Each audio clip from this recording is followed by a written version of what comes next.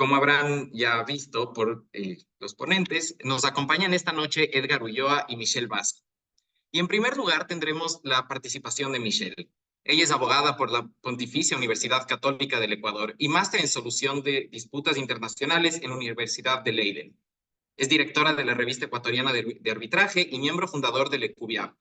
Su práctica se centra en el arbitraje internacional, comercial y de inversiones, arbitraje local, mediación, negociación y disputas relacionadas con energía, fusiones y adquisiciones y contratación pública.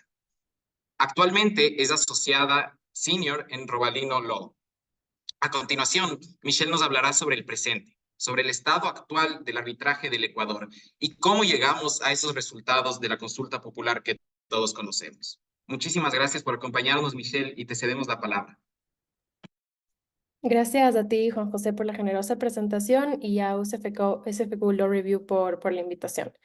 Antes de empezar, quiero decirles que para mí es un gusto y en realidad un honor compartir este espacio con quien en su momento fue mi profesor y me formó, que es mi querido doctor Edgar Ulloa, así que para mí me hace mucha ilusión poder compartir un panel como ponente con él.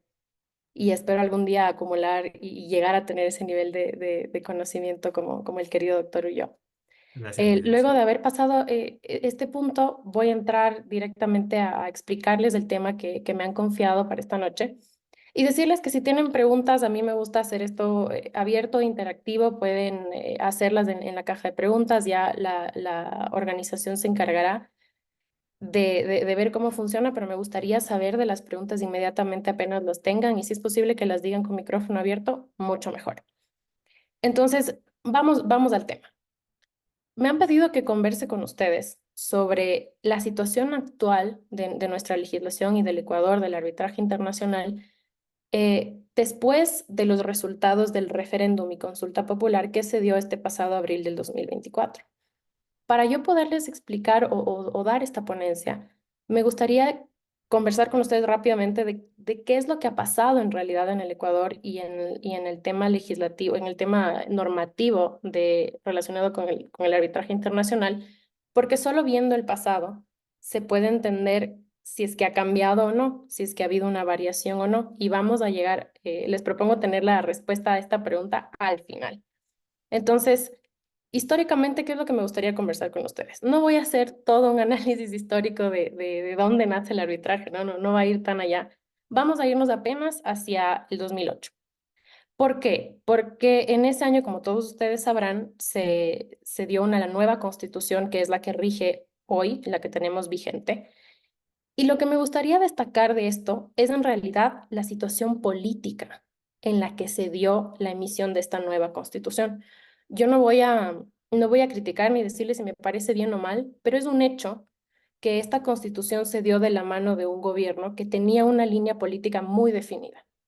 Y es el famoso socialismo del siglo XXI que más allá de otras consideraciones políticas, en el tema del arbitraje internacional es muy relevante porque no se olviden que parte de este proyecto era una especie de regionalización o recuperación de la región latinoamericana. En ese momento también se dio el proyecto de la UNASUR, que ustedes saben, tenemos ese mega edificio en la mitad del mundo, que era la sede de la UNASUR, que con el tiempo no fue lo que se proyectó en ese momento, pero es importante retrotraernos, pensar que estamos en el 2018, o bueno, en el 2017, cuando se estaba creando o redactando la nueva constitución, y se pensaba que iba a haber este nuevo centro este nuevo funcionamiento regionalizado de Latinoamérica. ¿Por qué les digo esto? Ya lo van a ver. Y es porque a raíz de toda esta concepción política de lo que debía ser el funcionamiento de Latinoamérica, es que se creó el famoso artículo 422. Pero no me voy a saltar, ya vamos allá. Entonces, va la Constitución del 2008, la cual en el artículo 190, que seguramente la mayoría de ustedes ya conocen, reconoce el arbitraje internacional desde un punto de vista constitucional, que es la norma suprema. Luego, en todo el ordenamiento jurídico, esto se ha ido desarrollando naturalmente. Entonces, no solo que el arbitraje internacional está reconocido en el 190 de la Constitución, sino que también está reconocido en muchas otras normas infraconstitucionales. Por citar un ejemplo, el artículo 41 y 42 de la Ley de Arbitraje y Mediación, que específicamente determinan que está permitido el arbitraje internacional tanto para privados como para las entidades estatales. El artículo enumerado siguiente al 16 del COPSI, que también establece el arbitraje internacional como una forma de resolver las disputas con entidades estatales para contratos con el Estado, con unas ciertas características, pero lo que importa es que el arbitraje internacional está ampliamente reconocido. Ahora, volviendo a la Constitución, 190 reconoce el arbitraje internacional y el 422, que obviamente también forma parte de esa misma Constitución, pretendió incluir una limitación al arbitraje internacional. Y aquí es donde se une el texto constitucional que tenemos vigente hoy con lo que les comentaba de la situación política y de pensamiento quizás que había en esa época. Les había hablado de la regionalización y eso se ve expresamente en el texto del artículo 422. Yo no sé si puedo proyectar, creo que sí. Déjenme intentar. No, no puedo.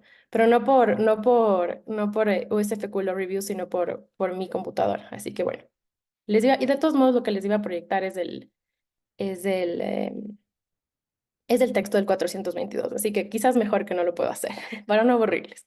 Pero lo importante del texto del artículo 422 es que establece una prohibición. Dado que no puedo proyectar, se les voy a leer que dice: no se podrá celebrar tratados o instrumentos internacionales en los que el Estado ecuatoriano ceda jurisdicción soberana a instancias de arbitraje internacional en controversias contractuales o de índole comercial entre el Estado y personas naturales o jurídicas o privadas.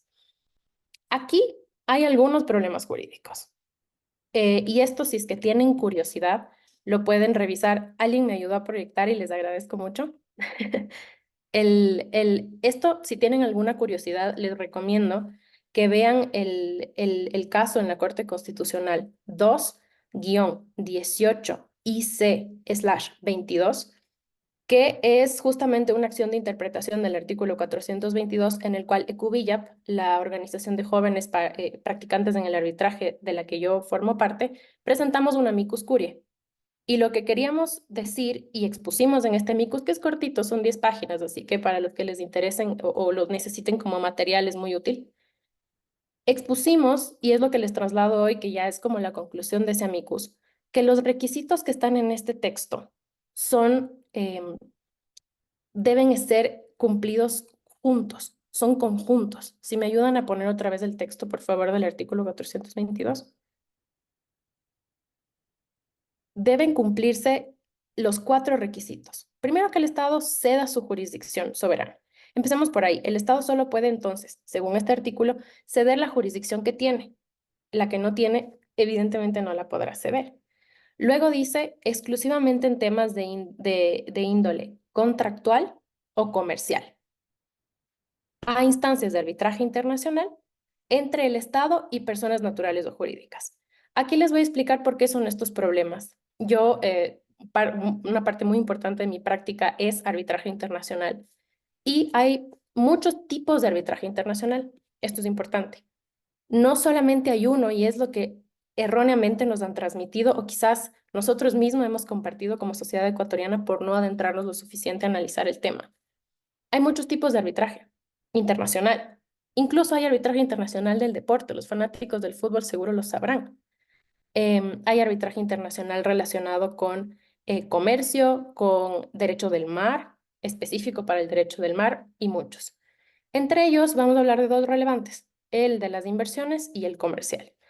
No son lo mismo, son distintos. El de las inversiones es un Estado con un inversionista, los famosos casos del Ecuador, por ejemplo, Chevron, Oxy, y hay los arbitrajes comerciales que son entre privados, incluyendo entidades estatales que tienen personería jurídica privada como las empresas públicas. Entonces, ¿por qué es importante esto? Porque si no se puede, lo que la norma prohíbe ahí son cuestiones donde se pueda ceder jurisdicción soberana.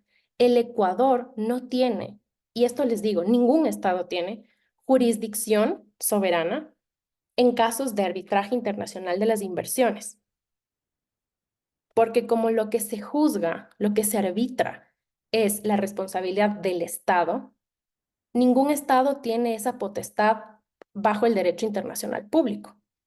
Si tienen interés sobre este tema, lo podemos desmenuzar más.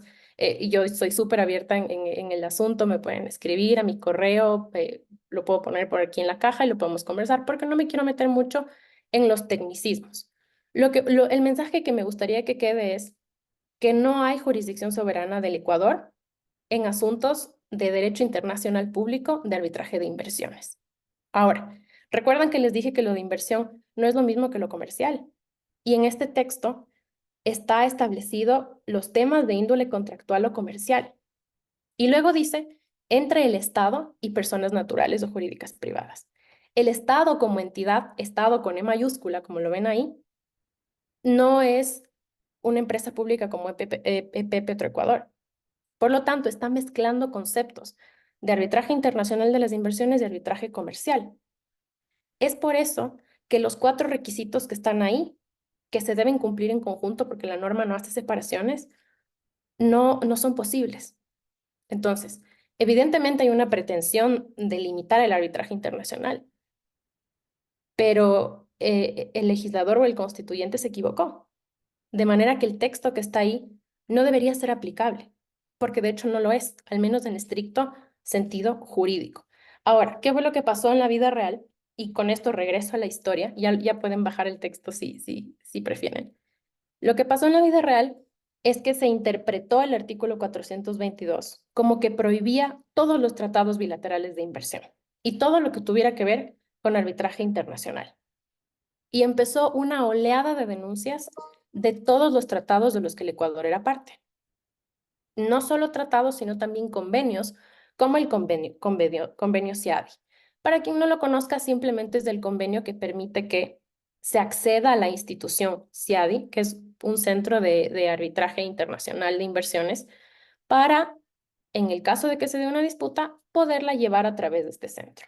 Pero se denunció el convenio también, se denunció todo. Y esa fue la realidad del Ecuador y la interpretación estirada bajo mi punto de vista profesional y jurídico del artículo 422. Se lo interpreta de manera inadecuada y luego se denuncian todos los tratados. ¿Qué pasa con esta historia? Que además, ojo que esto manda un mensaje a la comunidad internacional. Y no es que se manda un mensaje porque a mí me parece que se manda un mensaje. En realidad, si ustedes buscan en doctrina, en artículos, en casos de investigación, esta denuncia del Ecuador se conoció mundialmente. Por lo tanto, en realidad ese mensaje sí que se mandó a la comunidad internacional. Pasan los años y en el 2021 el Ecuador bueno, no en el 2021, pero alrededor del paso del tiempo el Ecuador ya cambia de línea política, llegan nuevos gobiernos con otras líneas políticas y de pensamiento, y en consecuencia en el 2021 el Ecuador retorna al convenio CIADI.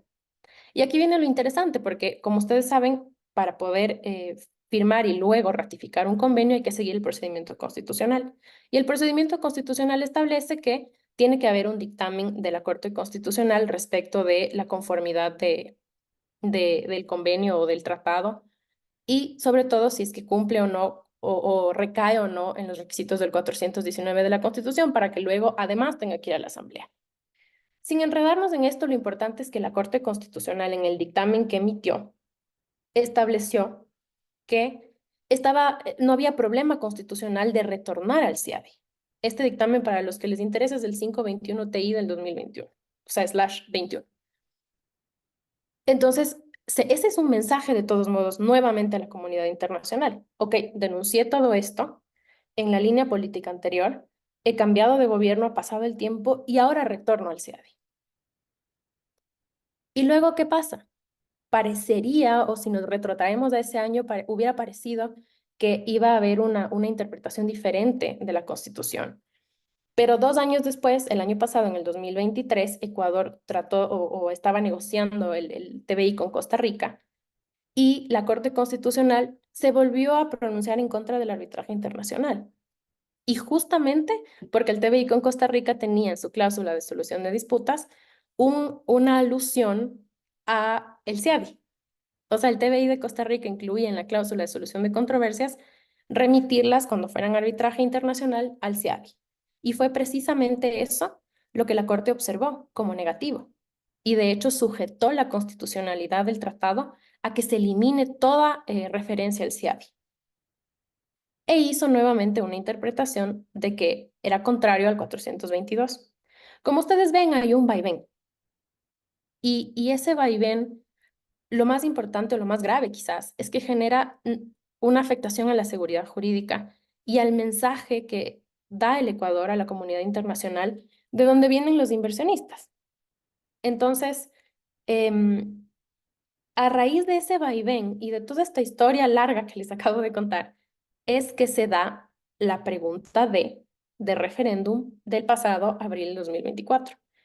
Es una suerte, o fue un intento de zanjar las dudas, de zanjar las diferencias y de finalmente dejar este tema claro, para tener seguridad jurídica y para tener un mensaje claro en nuestra práctica, en nuestras relaciones comerciales, en nuestras relaciones internacionales. Y con esto voy cerrando ya mi presentación y vuelvo a la pregunta que les prometí que iba a contestar al final. ¿Qué cambios hay entonces después de de la consulta popular y referéndum? Edgar lo hemos conversado y él va a decirles de esto en más detalle, pero yo les dejo nada más con el mensaje de que un referéndum es una pregunta en, en pequeñas pastillas de si queremos cambiar algo. La pregunta es, ¿está usted de acuerdo en cambiar algo? ¿Sí o no? Si es que se dice que sí, se produce el cambio, y si se dice que no, no se produce el cambio. De manera que todo esto que les he contado y toda esta situación e incluso la incertidumbre no cambia, se mantiene. Y el 422 se mantiene también. Y estas interpretaciones extrañas del 422 o este vaivén se mantiene también, lastimosamente. Para cerrar esto, no tratando de ponerle una nota no tan fatalista al tema del arbitraje internacional y del efecto del 422, me gustaría nada más dejarles con el mensaje de que a pesar de que tenemos ese primer párrafo del 422, del cual ya conversamos, hay un segundo párrafo que establece una excepción a esta prohibición. Y la excepción es que el arbitraje sea con sede en Latinoamérica. De manera que el hecho de que exista la primera parte del artículo 422 no implica que en Ecuador no existe o está constitucionalmente prohibido el arbitraje internacional, ni comercial ni de las inversiones. Y de hecho, les digo, si estuviera prohibido y no sucediera, yo no tendría trabajo porque no podría ejercer. Y no es la realidad. La realidad es que hay varios arbitrajes y continuarán seguramente. Así que con esto cierro mi presentación y le dejo la palabra a mi querido doctor Edgar Ulloa. Muchísimas gracias, eh, Michelle. Juan José, creo que quieres tomar la palabra, mis disculpas. Sí, pero era repetir las que acabas de decir. Muchísimas gracias por tu exposición, Michelle.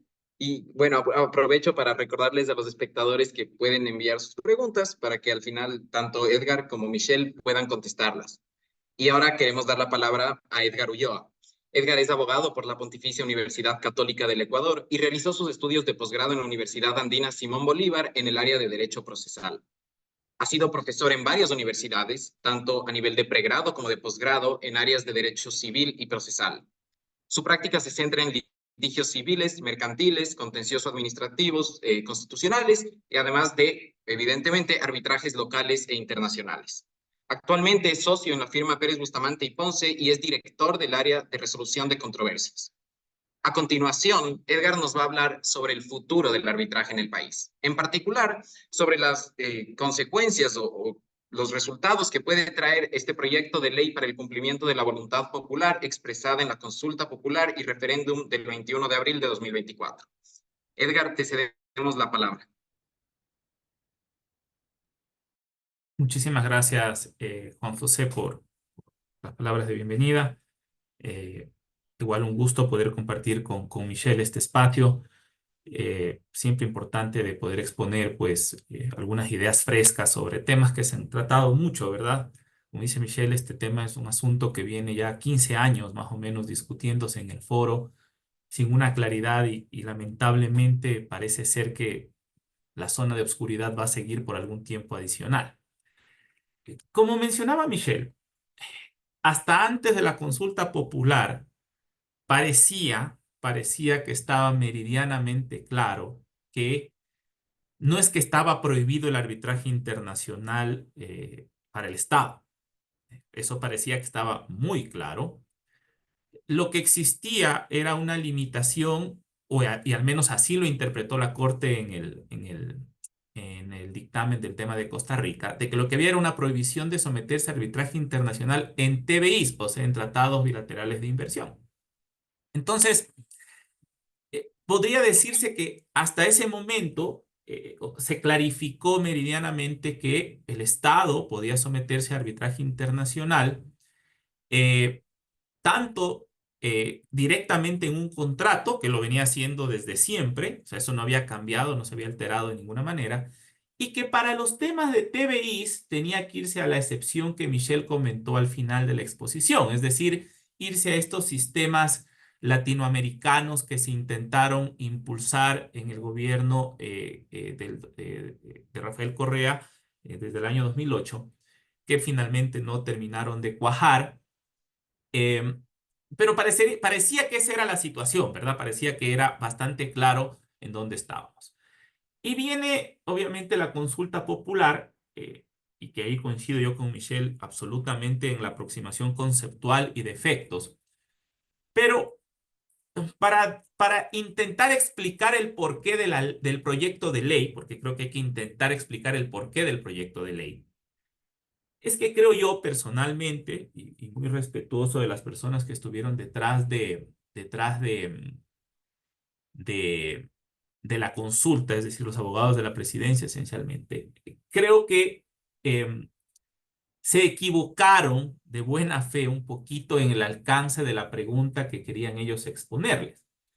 Porque claro, cuando el Ejecutivo le propone el referéndum, perdón, a la Corte Constitucional, cuando le dice que sí, que la pregunta que está haciendo es constitucional, que puede proceder, le dice, la propuesta pretende abrir la posibilidad de que el Estado pacte arbitrajes internacionales más allá de lo autorizado por el actual artículo 422. Entonces, parecería ser, si atamos ese dictamen al tema de Costa Rica, que la Corte le dice, sí, tengo claro que lo que tú quieres es eliminar la prohibición relativa a los TBIs, que es lo que incluso le dice el Ejecutivo cuando le presenta el proyecto para su aprobación. Y dice claramente que el Ejecutivo le dice, a partir del 22 ha señalado que el Estado no podría someter conflictos con inversionistas a un arbitraje internacional y por ello ha sido declarados inconstitucionales varios tratados de protección de inversiones. Es decir, todo apuntaba a que tanto el Ejecutivo como la Corte Constitucional entendían de que el 422 contenía una prohibición respecto de introducir arbitraje internacional en los TBIs, salvo que ese arbitraje sea un arbitraje regional internacional. Y esa era la situación. ¿Qué pasó? Que en la pregunta dice lo siguiente, dice, ¿está usted de acuerdo que el Estado ecuatoriano reconozca el arbitraje internacional como método de solución de controversias en materia de inversión contractuales o comerciales? Y si ustedes me preguntan a mí, ahí está el problema. O mejor dicho, es la pregunta en la forma como está estructurada lo que nos tiene hoy frente a este proyecto de ley. Porque, y con todo respeto, cuando estamos en el tema político, obviamente nos vamos a valer de cualquier cosa para intentar justificar alguna posición en particular. Y creo que eso es lo que está sucediendo hoy con este proyecto de ley. Nos estamos agarrando, o los promotores de esta ley se están agarrando de la amplitud de la pregunta, poco feliz, es verdad, para sacarle consecuencias que en ningún momento estuvieron previstas, ni en el proyecto, ni en la aprobación de la Corte, y tampoco que se compadece con la historia que Michelle ya nos contó. Entonces, claro, cuando se dice no, cuando se dice no a esta pregunta, hay la propuesta de reforma, perdón, leo la propuesta de reforma decía, el Estado ecuatoriano podrá celebrar tratados o suscribir instrumentos internacionales que contemplen reglas de solución de controversias mediante arbitraje internacional, ya fuere en contratos de inversión o de índole contractual o comercial, entre el Estado y personas naturales o jurídicas, etc. Entonces, la propuesta de reforma, yo digo, ya es más adecuada, o sea, se compadece con lo que se buscaba. Porque, ojo, como ya lo mencionó Michelle, esta mención a índole contractual o comercial se refiere únicamente al hecho de que se puede pactar varios tipos de arbitraje. Es lo que siempre se ha establecido y siempre se ha podido. El Estado se ha sometido a arbitraje internacional no sé cuántas veces y en cuántos contratos desde el 2008. Eso nunca estuvo en discusión. Lo que estuvo en discusión es introducir arbitraje internacional en TVIs. Es lo único que estuvo en discusión y es lo único que quería a través del referéndum, pues cambiar.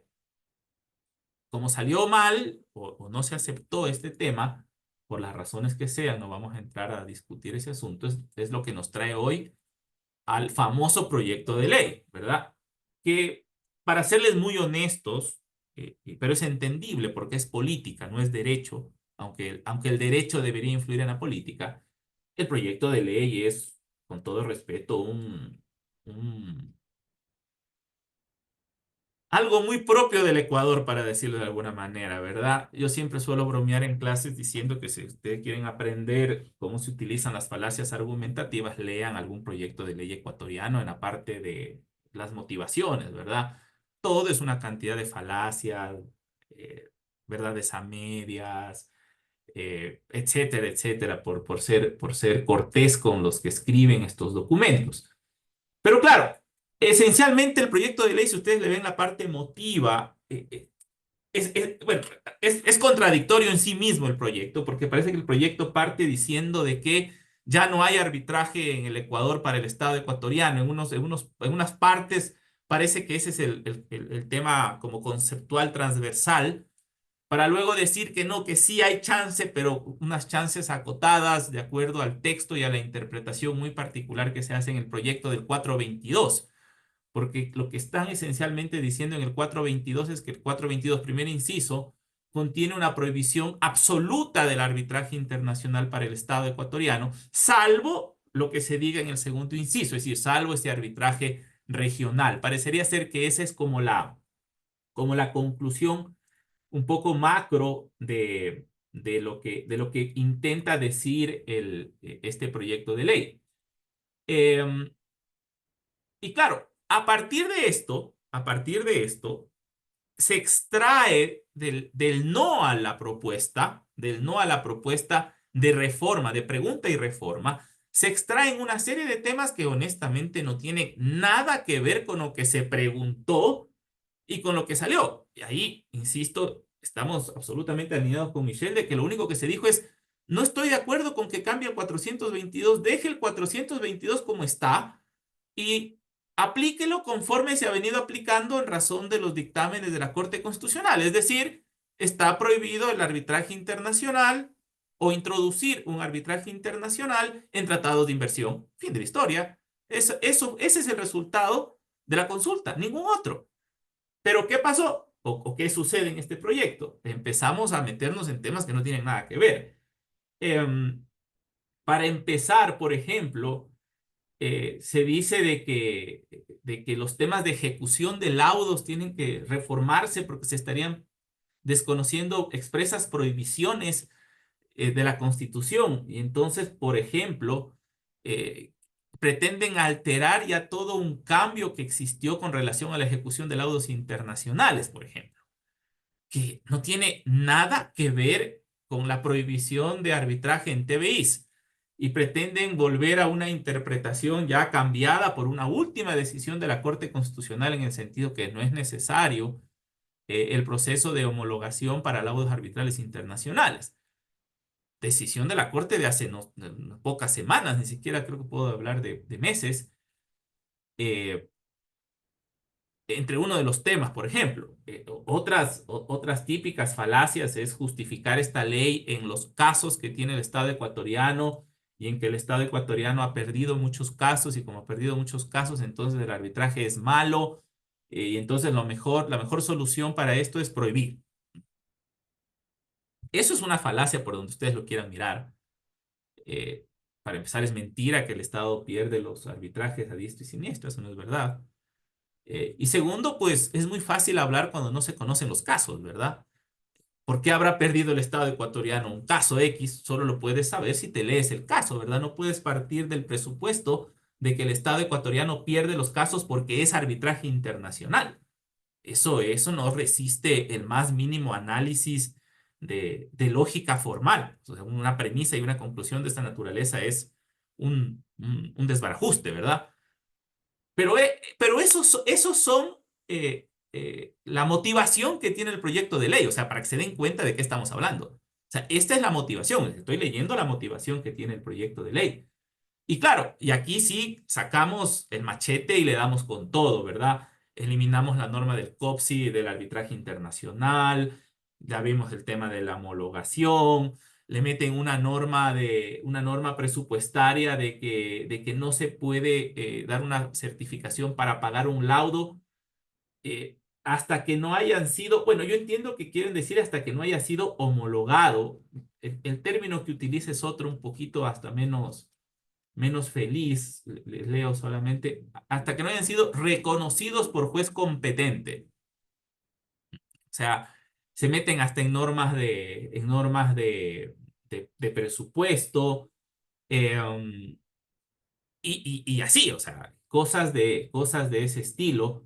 Y claro, e introduciendo en toda la normativa que reconocía el arbitraje internacional una frasecita que más o menos se repite, que de conformidad a lo dispuesto en el 422, bajo las condiciones, prohibiciones y excepciones del 422, eh, que para el reconocimiento y homologación, bueno, es lo mismo, contemplado en la ley, surtan sus efectos y puedan ser ejecutados, o sea, que cumpla el 422, etcétera, etcétera, etcétera. Por ejemplo, en títulos de ejecución del COGEP introducen un cambio en uno de los títulos de ejecución, que es laudo arbitral emitido conforme con lo dispuesto con la Constitución. Es decir, si ustedes me preguntan a mí, esto es como eh, minar. Yo creo que la palabra correcta es minar el arbitraje como institución, porque aquí hay un problema también de filosófico conceptual. Hay gente a la que no le gusta el arbitraje, así de simple. Y hay gente en el ámbito estatal que odia el arbitraje. Yo siempre me he preguntado el porqué de ese odio. Les voy a ser muy honesto, yo litigo tanto en jurisdicción ordinaria como en arbitraje. Y para mí litigar en jurisdicción ordinaria es un dolor de cabeza porque, para muestra un montón, ayer me dictaron a un cliente una sentencia en que le disponen pagar 1.3 millones de dólares por haberle iniciado un juicio de cobro de unos pagarés a un deudor. Ese es el Ecuador. Esa es la justicia ordinaria ecuatoriana, una jueza del Cantón Playas, no, Cantón Santa Elena, perdón. Entonces, claro, con ese nivel de jueces, lo único que te queda, el único espacio seguro que te queda es el arbitraje, que al menos estás protegido de mejor manera de cosas como las que les acabo de contar, que todos los aquí presentes sabemos a qué obedecen, ¿verdad? Entonces, pero hay gente a la que no le gusta el arbitraje. Y claro, y yo veo este proyecto de ley y claramente es un intento, creo yo, de imponer una visión filosófica respecto del arbitraje. Lo único que les faltó es decir que está prohibido. No lo pueden decir porque la Constitución dice que no está prohibido, pero ganas no les faltó cuando dictaron o emitieron el proyecto, ¿verdad?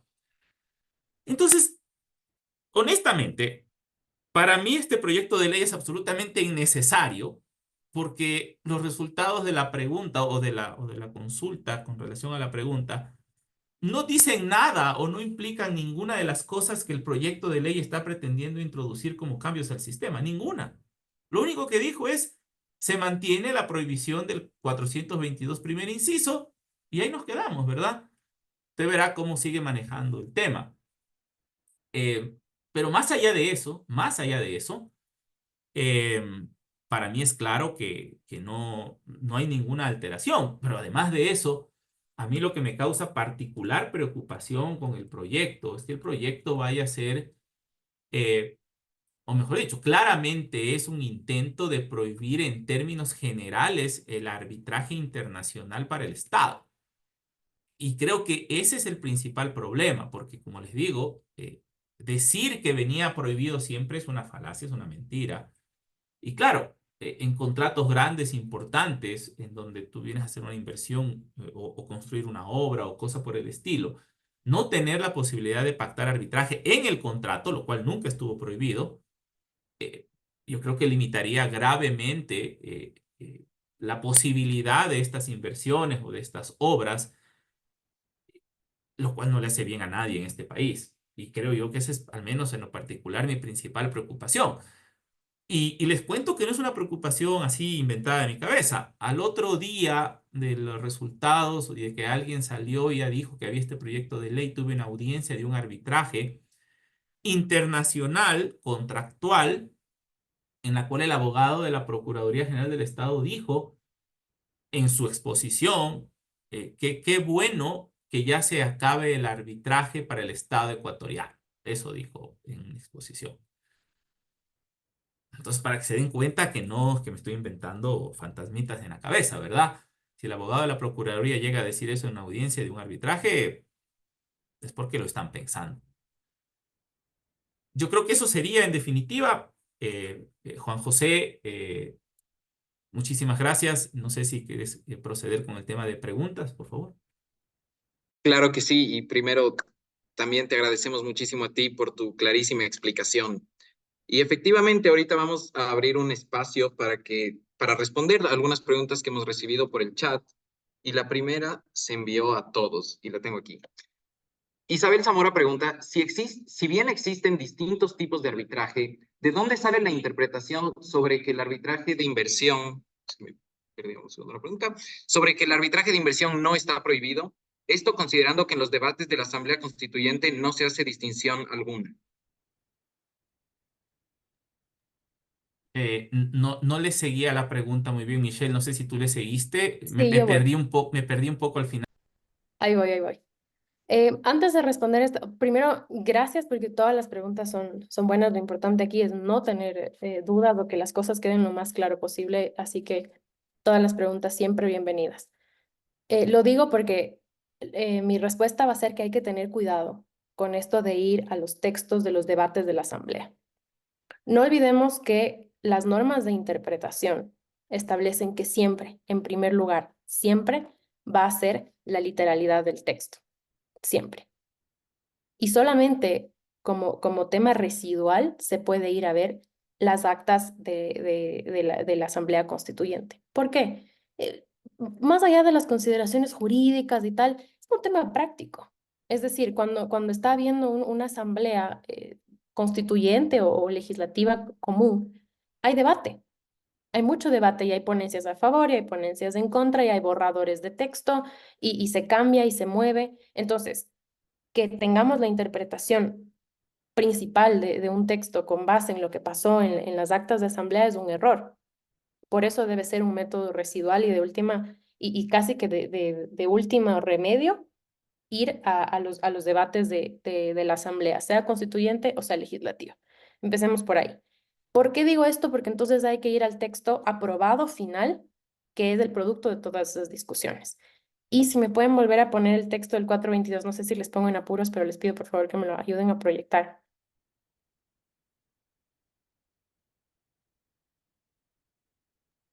Bueno, Claro, hasta que llegue. El texto del artículo 422 comienza con esto.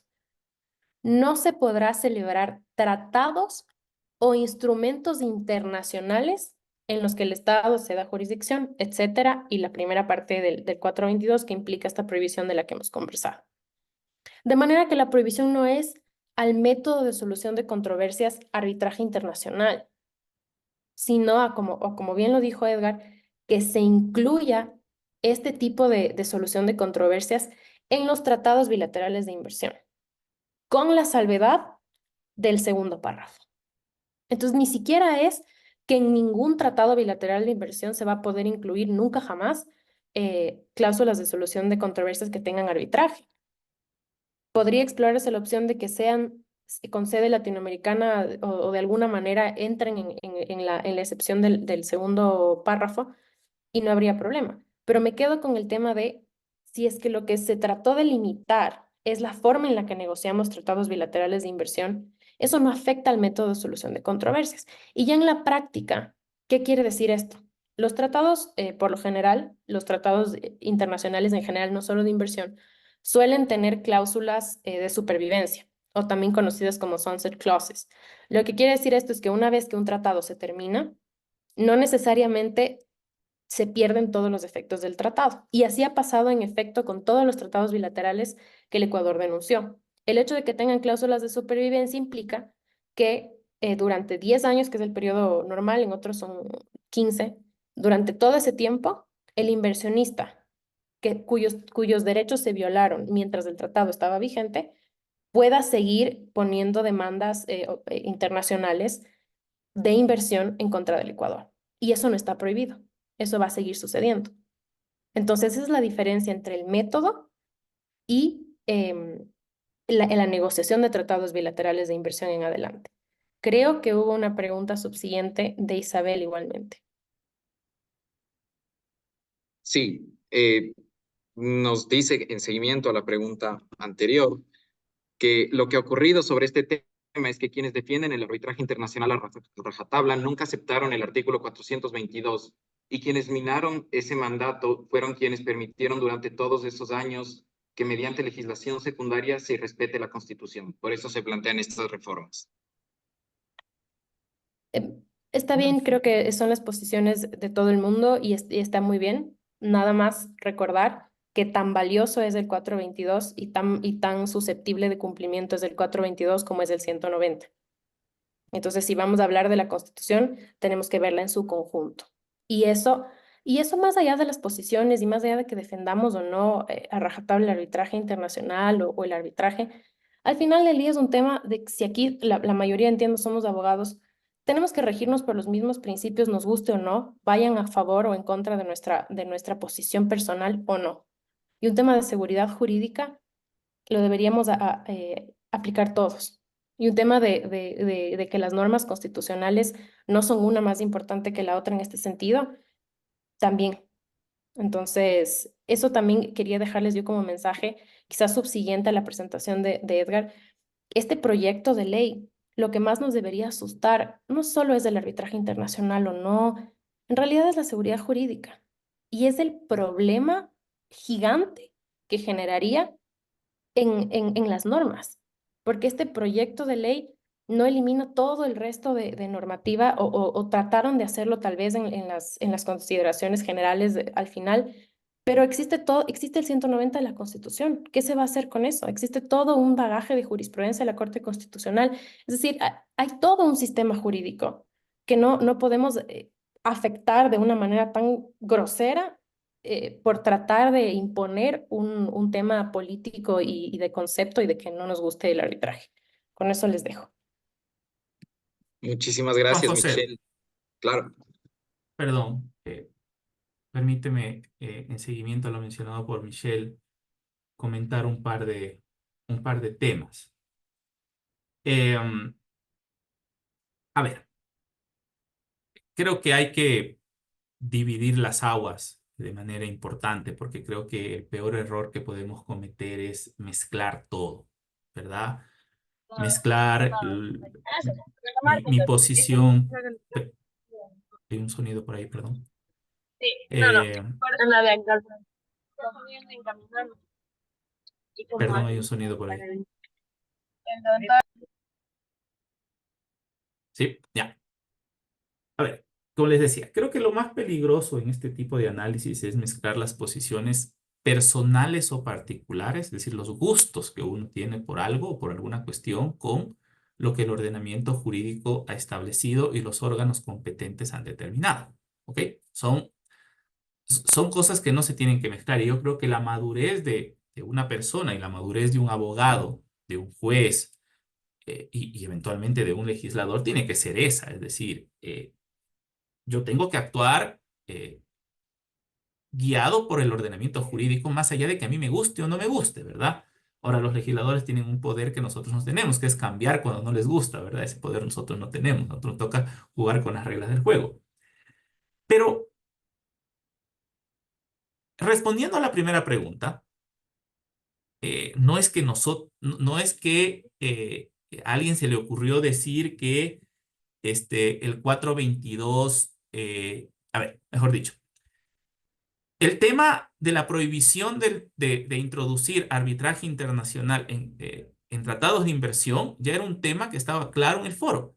Sí, durante muchos años efectivamente se discutió si efectivamente esa era o no era la interpretación del artículo, ¿ya? Posiciones y posiciones, es decir, había un grupo de personas que decían, sí, está prohibido, había otro grupo de personas que decía, no, no está prohibido.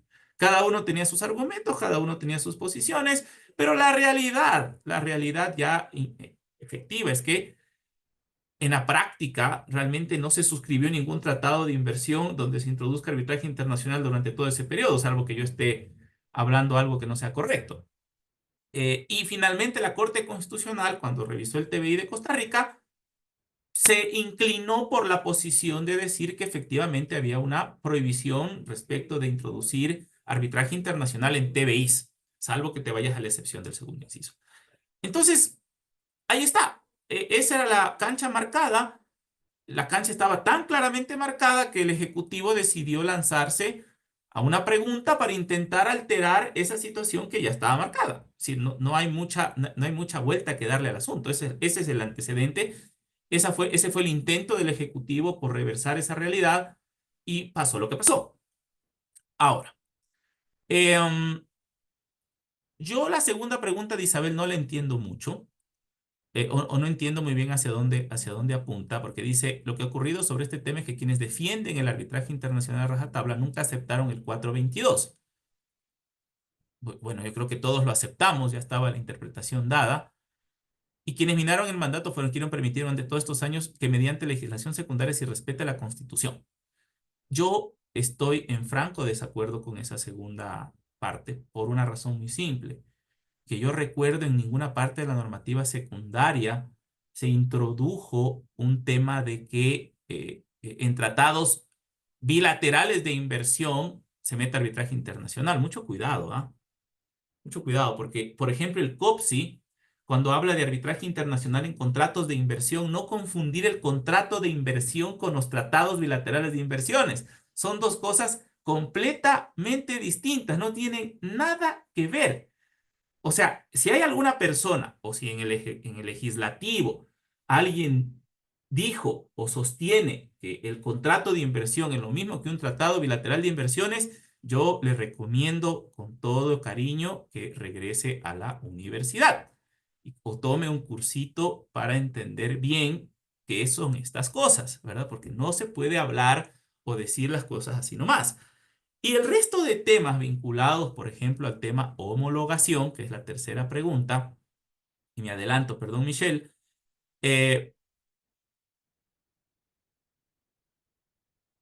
yo la contestaría de esta forma. A ver, por si acaso, para la tranquilidad de la audiencia, muchos de mis amigos que hacen mucho arbitraje me cuestionan a mí mi posición respecto de muchas instituciones arbitrales. He tenido broncas en donde casi me han dicho que estoy en contra del arbitraje, para que vean que algo de equilibrio hay. Y respecto del tema de la homologación o no de laudos arbitrales, esa fue igual una discusión larguísima, larguísima, larguísima, larguísima, de años, de años, de años, de un grupo que decía que sí, otro grupo que decía que no, juicios y juicios, procedimientos de homologación, y finalmente llegamos a una decisión de la Corte Constitucional, es decir, no es lo que a un grupo de personas se le ocurre, es la Corte Constitucional que dijo que la correcta interpretación es que no se debían homologar. Nuevamente, puedo decir que a mí me disgusta eso, que yo estoy en desacuerdo, que sí deberían homologarse. Ya, es mi posición personal, pero hay un órgano competente, jerárquicamente, el que nos impone las reglas de muchas cosas, que dice que no. Y a mí lo que me toca es jugar con esas reglas del juego. No sé, Michelle, tal vez si quieres ahí. Quizás lo único que añadiría es que no hay que olvidarse, creo que estoy de acuerdo con todo lo anterior, que el Ecuador también tiene obligaciones que devienen de los instrumentos internacionales que ha suscrito con anterioridad. Entre esos está la Convención de Nueva York, que establece que no se pondrán requisitos adicionales a los laudos extranjeros de los que ya tienen los laudos locales, los laudos de sentencias locales. De manera que esta es una obligación que el Ecuador de todos modos tiene y que está integrada al sistema jurídico ecuatoriano y que es igual de importante que otras normas porque así lo establece nuestra Constitución. Entonces, si vamos a cumplir con nuestra Constitución, cumplimos con todo lo que implica incluyendo estas obligaciones que devienen de instrumentos internacionales. Entonces, esa obligación es algo que no podemos olvidarnos en el análisis de homologación o no. Nada más, creo que hasta ahí. Muchísimas gracias a los dos por sus respuestas. Y tenemos una segunda pregunta que nos dice, en caso que se denunciaran todos los TBIs, ¿se podría seguir un modelo como el de Brasil, que a pesar de no firmar TBIs, sí tiene arbitraje? Por supuesto, ahí me voy a lanzar primero, antes que Edgar, si me lo permite. De hecho, ya lo hicimos de cierta manera, no sé si siguiendo el modelo de Brasil, pero lo hicimos con el COPSI. Es decir, se denunciaron un montón la mayoría virtualmente de los TBIs, pero siguió habiendo arbitraje relacionado con la inversión, ya no arbitraje internacional de las inversiones, pero arbitraje relacionado con la inversión a raíz de las disposiciones del COPSI. Y eso creo que fue una introducción de tratar de equilibrar la balanza, dado que incluyo la prohibición del 422, doy una solución que es las normas de inversión del COPSI. ¿Por qué creo que es una forma de también tener arbitraje? Que se equipare al arbitraje internacional de inversión, porque las protecciones de los inversionistas, de acuerdo con este tipo de contratos de inversión que se prevé en el COPSI, son muy similares a las que normalmente tienen los tratados bilaterales de inversión. La expropiación sin debida compensación, el trato injusto o que se haya violado el estándar de trato justo y equitativo. Ese tipo de protecciones están incluidas a través de una norma local. Y lo que hace el COPSI es que si es que ha habido una violación de estas protecciones contenidas en un contrato de inversión del COPSI, se puede ir tanto a arbitraje internacional como local, dependiendo de las cuantías y lo demás. Entonces, sí hay una forma de hacerlo. Ya, repito, no será arbitraje internacional de las inversiones, será COPSI. Otra que se me ocurre, esto pensando mientras hablo, es que no siempre se necesita una cláusula en un tratado bilateral de inversión para acceder al método de solución de controversias. Una vez que ha surgido la controversia, también se puede hacer después, a través de una carta de intención de remisión al método. Esto ya es mucho más difícil porque cuando ya existe la controversia, evidentemente el Estado no le conviene o prefiere no remitirse al arbitraje internacional de inversión, pero de que al menos en teoría existe la posibilidad, existe. Edgar, no sé si deseas añadir algo a esa. No, me parece que Entonces, estábamos. sigamos con otra pregunta. Nos dicen, solo para no entrar en cifras de cuánta inversión es consecuencia directa o indirecta de tener TBIs, ¿qué ventajas procesales le trae al Estado ir a arbitraje internacional? Y también preguntan con qué frecuencia o en qué cantidad gana la Procuraduría arbitrajes, aunque eso ya fue abordado en alguna medida durante las intervenciones principales. Yo nuevamente voy a lanzarme primero a responder. Y con mucho cariño, porque además quien está haciendo la pregunta, a menos que sea un homónimo, fue un muy querido amigo y compañero mío de la universidad. Así que gracias por esa pregunta, Samu, si es que eres tú. Em, a ver, a lo de las cifras, sí quiero referirme a esa pregunta, solo porque quisiera aclarar que es capciosa.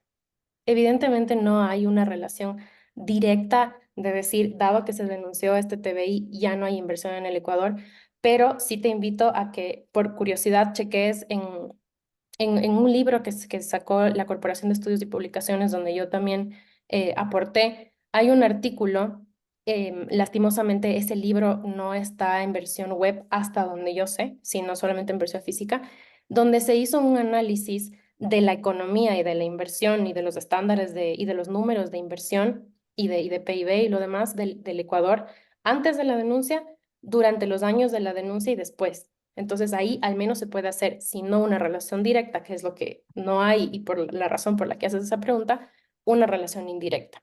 Ahora, si vamos a las ventajas procesales, vamos a hacer un análisis estricto, procesal, cortito para no aburrirles y un análisis más como de opinión. Estricto procesal. Los beneficios que trae el método de solución de controversias aplica a las dos partes que tienen un problema. Entonces, flexibilidad, celeridad, la que a mí me parece más importante, que es poder elegir a tu juzgador y un juzgador que tenga la capacidad y la formación para entender tu disputa, eso le beneficia a las dos partes, siempre. Y de hecho, tanto es así que en la práctica, cuando hay arbitrajes tanto comerciales como de inversión, el Estado busca seleccionar árbitros que tengan una formación que les permita entender a cabalidad la posición del Estado, lo complejo que es para el Estado ciertos temas políticos que se mezclan con la ejecución de los contratos o de los proyectos. Y te lo digo porque yo he trabajado en la Procuraduría General del Estado, en el área de arbitraje internacional, y eso es una de las cosas que más importantes al momento de empezar un arbitraje, poder elegir a tu juzgador, cosa que no puedes hacer o que no deberías poder hacer localmente. Entonces, estos beneficios procesales que he resumido en tres para no dar toda la lista, en realidad son aplicables a las dos partes. Ahora voy a la segunda parte que yo te comentaba, que es más como de opinión. ¿Qué ventajas tiene el Estado? Ninguna. ¿Por qué te digo ninguna más allá de las procesales que ya conversamos?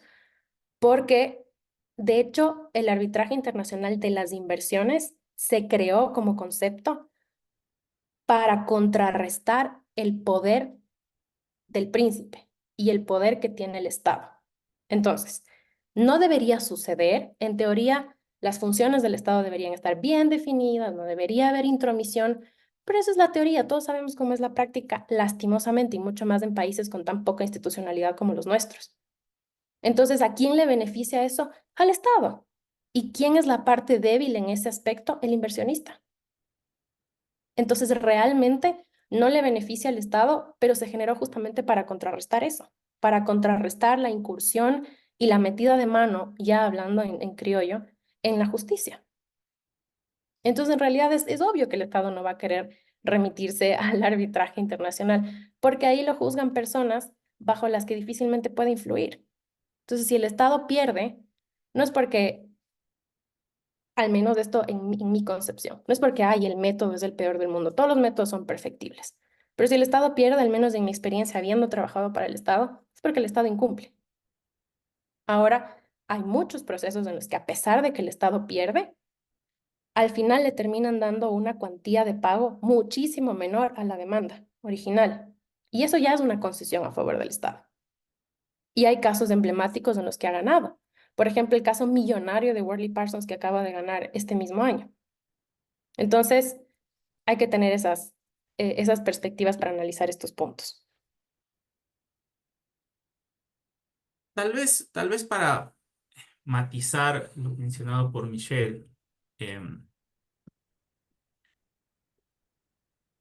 a ver, no podemos hacer comentarios absolutistas, ¿verdad? No podemos decir que el arbitraje internacional como espacio de solución de conflictos es perfecto, nunca se equivocan, es infalible, etcétera, etcétera, etcétera. Me parece que partir de esa premisa es igual de falaz que que lo que comenté hace un momento. Pero para los que hemos tenido esta experiencia, o la suerte de esta experiencia del arbitraje internacional, realmente tú estás hablando de un litigio de otro nivel. Esa es la verdad. O sea, las discusiones son de otro tipo, los esfuerzos son de otra naturaleza y los laudos que nos pueden gustar o disgustar, porque nos dan o no nos dan la razón. Lo que no les podemos cuestionar nunca es el nivel técnico que se despliega, la cantidad de información, la forma. Es decir, puedes ganar o puedes perder, pero como yo siempre he dicho, lo peor que puede pasar en esta profesión es perder mal. Yo, al menos cuando he perdido en arbitraje, que yo recuerde, nunca he perdido mal. Por ahí tal vez un par de temas, pero perder mal nunca he perdido mal.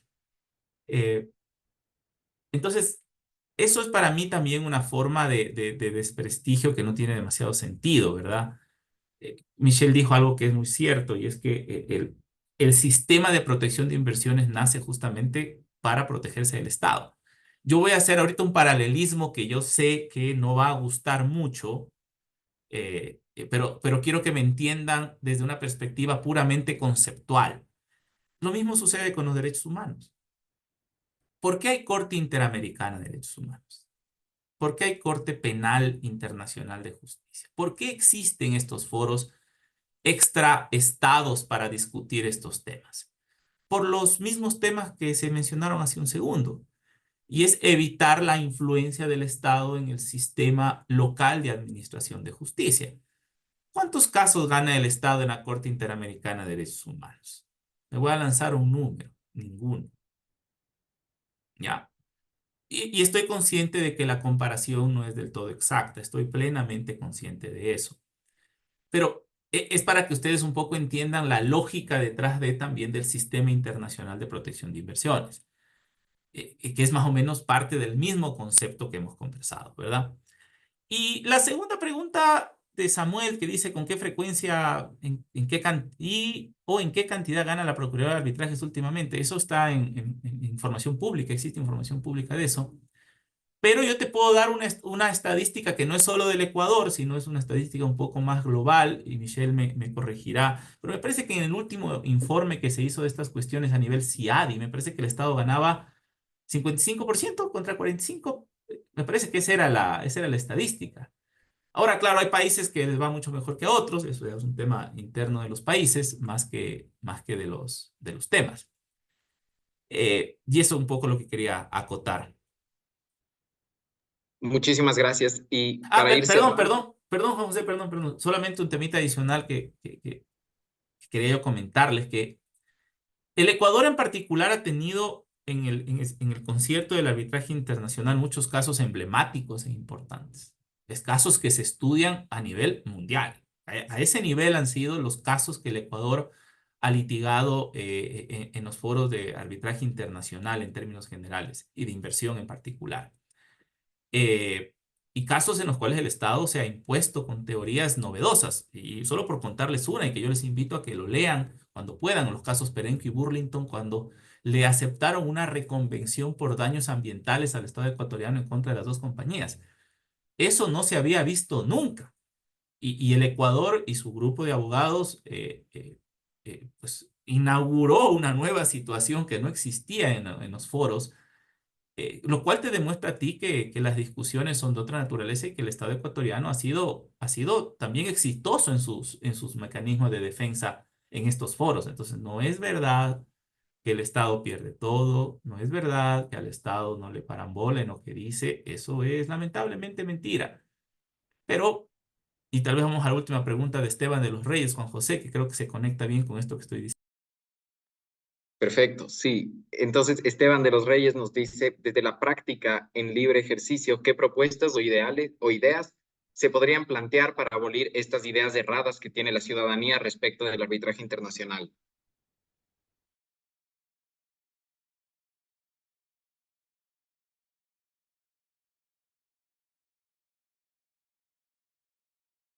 Eh, Creo que Michelle se quedó congelada.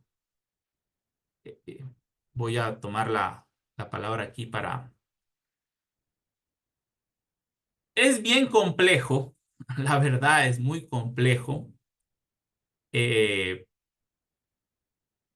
Creo que lo que podríamos hacer desde el libre ejercicio es estos espacios justamente para intentar que luego cascadee el tema hacia otros niveles, pero es muy complejo porque, a ver, seamos honestos. Desde el año 2008 a la fecha, desde el año 2008 a la fecha, obviamente, ha habido una campaña de desprestigio, ¿verdad? Eso es una realidad, creo yo. Y el problema es quién controla los flujos de información que finalmente llega a la ciudadanía, ¿verdad? Y obviamente los flujos de información son controlados por los entes que manejan poder, ¿verdad?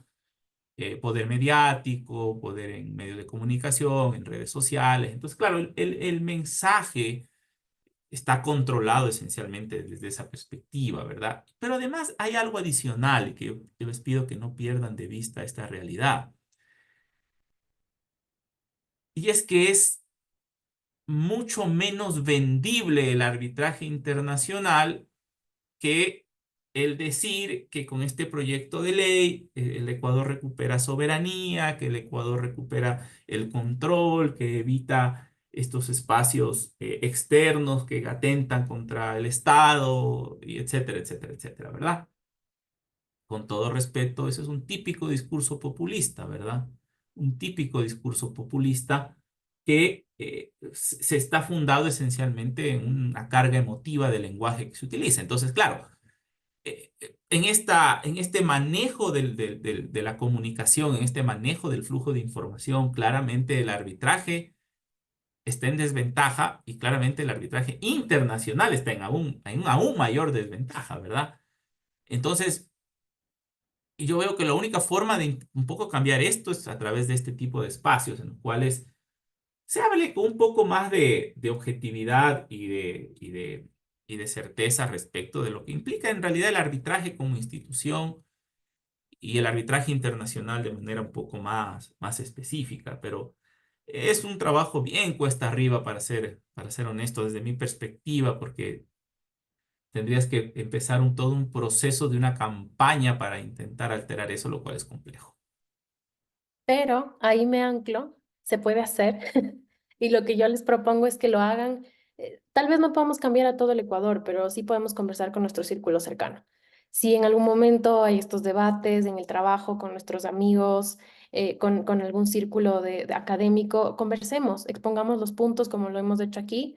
Escribir, ser parte de la academia, poner artículos, cosas que estén colgadas luego en internet, que se pueda acceder. De paso me mando la cuña de la Revista Ecuatoriana de Arbitraje, en la que siempre pueden escribir, que con mucho gusto dirijo y que es una forma de que estas opiniones y este material esté ahí para luego, para que la gente pueda acceder y se comience a difundir la palabra de las noticias, la información correcta o al menos otras perspectivas para que las personas tengamos otros elementos bajo los cuales centrar nuestros criterios. Entonces, eso lo podemos hacer todos como abogados y no necesitamos ser el poder legislativo para hacer esos cambios.